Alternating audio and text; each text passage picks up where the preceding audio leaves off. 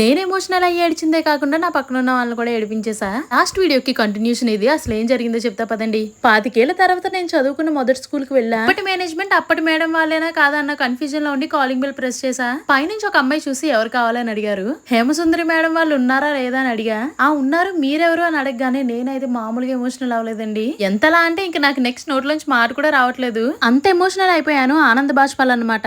ఎందుకంటే మా మేడం వాళ్ళని ఎప్పటి నుంచో చూడాలి అనుకుంటున్నాను. ఫైనల్ ఆ రోజు వచ్చేసరికి వాళ్ళు ఇక్కడే ఉన్నారని తెలిసేసరికి ఆ మూమెంట్ లో నాలో ఉన్న ఆనందం ఆ కన్నీళ్ళ రూపంలో తన్నుకొచ్చేసింది. ఇన్ఫాక్ట్ అన్నేళ్ళు అయిపోయినా కూడా మా మేడం చూడగానే మమ్మల్ని గుర్తుపట్టేశారు. ఎందుకంటే అప్పట్లో స్కూల్ వెనక గోడ పక్కన ఉన్న ఇల్లు మాదే. సో మేము ఇక్కడ స్కూల్లో ఉన్న మా వేషాల గురించి మా అమ్మగారికి కమ్యూనికేషన్ బానే ఉండేది మా మేడంతో. మనస్ఫూర్తిగా కూర్చుని మా మేడంతో సార్తో బోలెడని కబుర్లు చెప్పేసుకున్నామండి. అప్పట్లో ఉన్న వాటి గురించి మాట్లాడేసుకుంటున్నాం, ఇప్పుడు మారిపోయిన వాటి గురించి అడిగి తెలుసుకుంటున్నాం. మేడం ప్లీజ్ అప్పట్లో ఉన్నట్టు ఒక్కసారి ఆ ప్రిన్సిపల్ లెటర్ లో మళ్ళీ కనిపించరా అని అడిగానండి.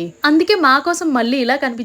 ఇన్నేళ్ల తర్వాత మమ్మల్ని గుర్తు పెట్టుకుని మా కోసం వెతుక్కుని వచ్చి మా మీద ఇంత ప్రేమ చూస్తున్నారని మా సార్ కూడా ఎమోషనల్ అయిపోయారు. ఇంతకీ మీరు ఫస్ట్ చదువుకున్న స్కూల్ పేరేంటో గుర్తుందా? కమెంట్ చేసేయండి. ఇదిగో నేను చదువుకున్నది అయితే సింపనీ ఇంగ్లీష్ మీడియం స్కూల్. ఇది రాజమండ్రి హౌసింగ్ బోర్డ్ కాలనీలో ఉంటుంది. తిని హేమసుందరి మేడం మా ప్రిన్సిపల్. ఇప్పటికీ ఎప్పటికీ ఒక ప్రత్యేకమైన స్థానం ఉంటుంది. అలా మాకు గుర్తున్న చాలా విశేషాలు చెప్పాం. ఇప్పుడున్న విశేషాలు అడిగి తెలుసుకున్నాం. మా లైఫ్ లో మా చిన్నతనం అనే చాప్టర్ లో ఒక పేజీని తీసి మళ్ళీ మాకు మేమే చదువుకున్నట్టు అనిపించిందండి. ఓకే, మరి వీడియో నచ్చితే లైక్ చేసి సబ్స్క్రైబ్ చేసేయండి.